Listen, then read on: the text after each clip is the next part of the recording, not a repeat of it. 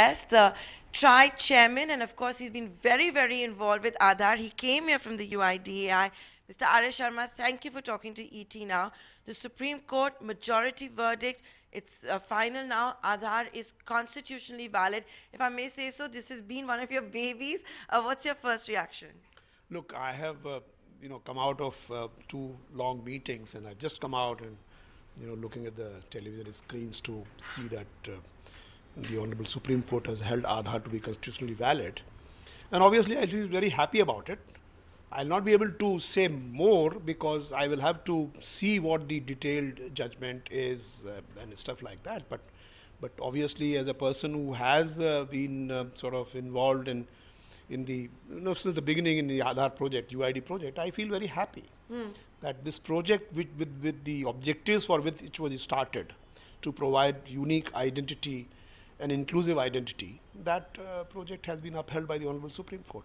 Mr. Sharma, in fact, it is a split verdict, but the majority verdict is that Aadhaar is constitutionally valid and that it was correct to have taken it as a money bill route as well. That is better to be unique. No, let me not give any more statements on this because I'll have to see.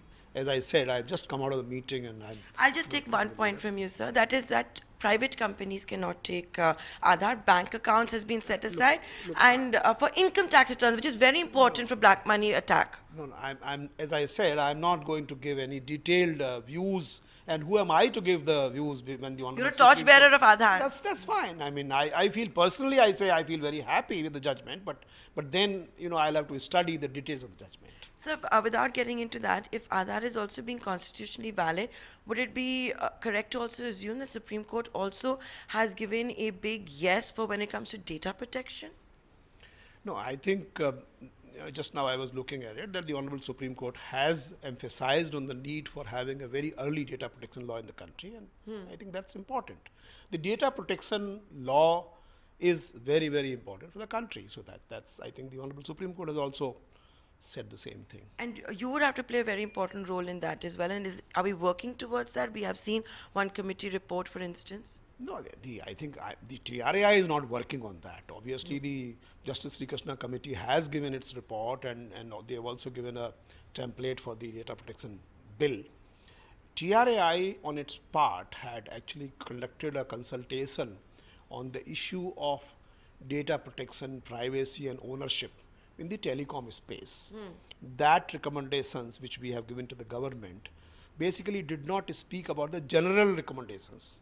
We have confined ourselves to specific recommendations of the telecom sector. Now it is for the government to take those into account and build it into a law. Mr. Sharma, this is also your first television interview since your extension as the TRAI chairman. So first, congratulations on that. And it came very soon after you had very famously challenged anyone to do anything with your Aadhaar number.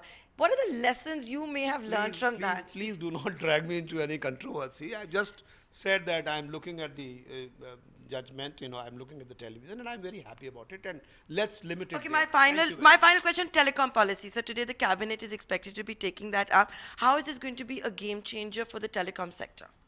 No, the new digital communication policy is the draft which has been put up, which has been prepared by the Department of Telecom with inputs from TRAI.